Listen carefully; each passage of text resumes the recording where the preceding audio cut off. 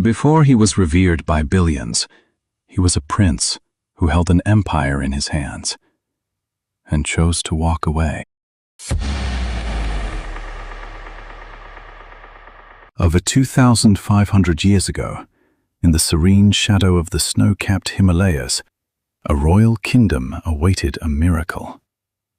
In the bloom of spring, 624 BCE, Queen Maya paused her journey beneath the sweet-scented asoka trees of Lumbini garden.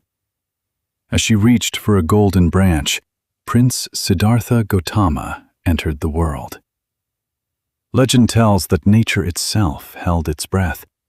Soft celestial music echoed through the heavens, and 7 golden lotus flowers bloomed instantly beneath the child's first 7 steps.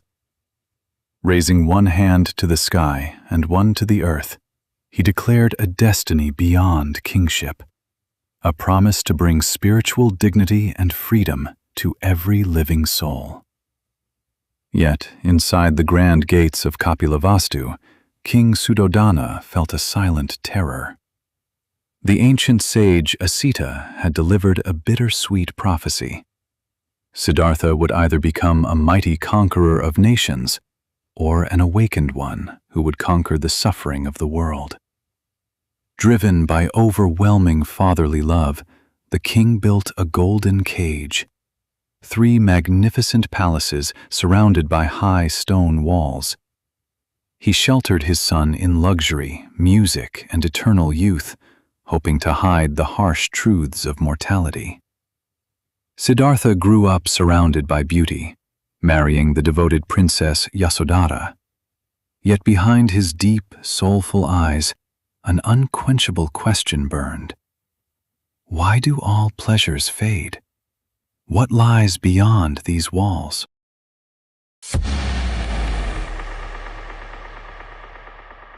At age 29, curiosity broke through the gilded gates. Venturing into the city with his charioteer Channa, Siddhartha confronted reality for the first time. He saw a frail old man bent by time, a sick man writhing in pain, and a cold corpse carried to the flames. The illusion of his paradise shattered. When Channa gently confirmed that old age, sickness, and death await every human being, a profound sorrow settled into the prince's heart. Then, he witnessed a serene, wandering monk, a man who carried nothing, yet possessed absolute peace. On a moonlit midnight, Siddhartha stood at the threshold of his royal bedchamber. He looked upon his sleeping wife, Yasodhara, holding their newborn son, Rahula. His heart fractured with grief. He longed to hold his infant son one last time, but stayed his hand, knowing that if he touched them, love would bind him forever to the wheel of worldly suffering. To save all beings, he had to leave the ones he loved most. Accompanied only by Channa and his faithful white steed, Kanpaka, the prince rode into the dark night. At the banks of the Anoma River, Siddhartha drew his sword, severed his long hair, and cast aside his royal jewels.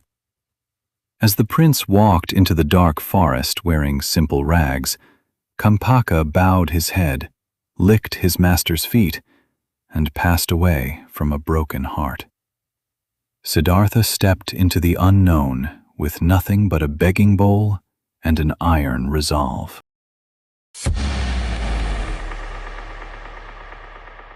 For 6 agonizing years, Siddhartha pushed his body to the absolute brink. He starved himself in dark jungles alongside 5 ascetics, eating a single grain of rice a day until his skin clung to his bones. Yet, on the edge of death, he realized extreme self-torture brought no wisdom. Recalling a childhood memory of sitting under a rose apple tree, he understood the middle way, a path between sensory indulgence and extreme deprivation. Accepting a bowl of sweet rice milk from a village maiden named Sujata, He bathed in the river and walked to the sacred Bodhi tree at Bodh Gaya. Spreading a mat of grass, he made a solemn vow. Even if my skin, nerves, and bones decay, I shall not leave this seat until I attain supreme enlightenment. On the 49th night, Mara, the lord of illusion and desire, unleashed his full wrath. Demonic legions rained down arrows of fire, while Mara's alluring daughters danced to tempt his mind. But Siddhartha remained still as a mountain of diamond. With complete serenity, he reached down and touched the earth with his right fingers. The earth thundered in response, bearing witness to his endless merit across lifetimes. The flaming arrows transformed into falling lotus petals. As the morning star rose, the veil of ignorance tore open. Siddhartha Gautama was no more. He became the Buddha, the fully awakened one.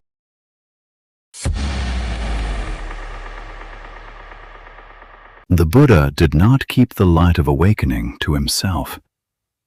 Journeying to the deer park in Sarnath, he sought out his 5 former ascetic companions. Struck by his radiant, peaceful aura, they fell to their knees. There, beneath the golden sunset, the Buddha delivered his first sermon, setting in motion the wheel of Dharma. He revealed the 4 noble truths: the reality of suffering, its root cause in attachment, the promise of its cessation, and the noble eightfold path, a practical guide to living with wisdom, ethics, and mental clarity. With this sermon, the 3 jewels were born: the Buddha, the teaching, Dharma, and the community, Sangha. It was the dawn of a spiritual revolution based not on blind faith, but on personal realization.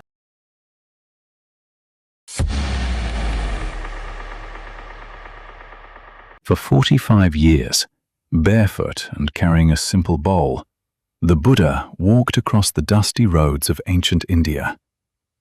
His legacy was not built on stone temples or military conquests, but on an ocean of unconditional compassion.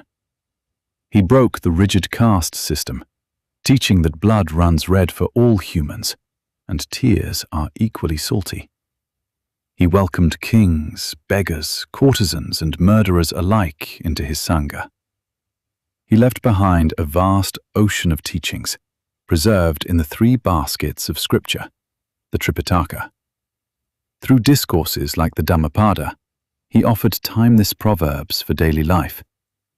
In the Diamond Sutra and Heart Sutra, he unveiled the profound nature of emptiness and interconnectedness, proving that nothing exists in isolation. He turned religion from fear of the gods into a pathway of self-mastery and inner peace.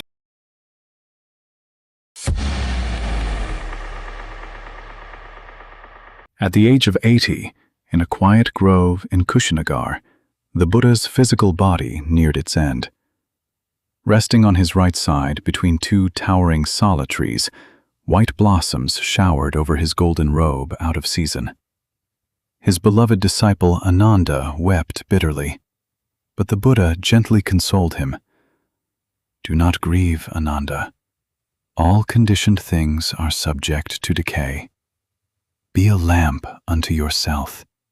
Hold fast to the truth as your guide." As the sun dipped beneath the horizon, the Buddha entered Parinirvana, the ultimate state of peace beyond birth and death.